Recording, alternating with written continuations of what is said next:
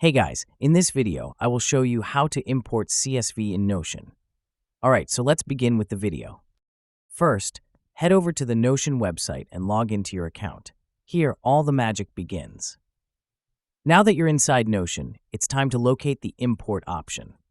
Look toward the top right corner of your Notion page and click on the three dots. A drop-down menu will appear with several options. Here, you'll need to select Import. This is the key step that will open up the import window for bringing your CSV file into Notion. Next, click on CSV option, and from here, click on Choose File option. A File Explorer window will pop up, allowing you to browse through your folders and select the CSV file you want to import. Once you've found your file, click Open. Notion will immediately begin processing your file. Next, click on Import CSV, and within seconds, you'll see your CSV data neatly organized in a Notion table. The beauty of Notion lies in its simplicity and adaptability, allowing you to customize your workspace to fit your unique workflow. And that's it. So that is how you can import CSV in Notion. So that's all for this video.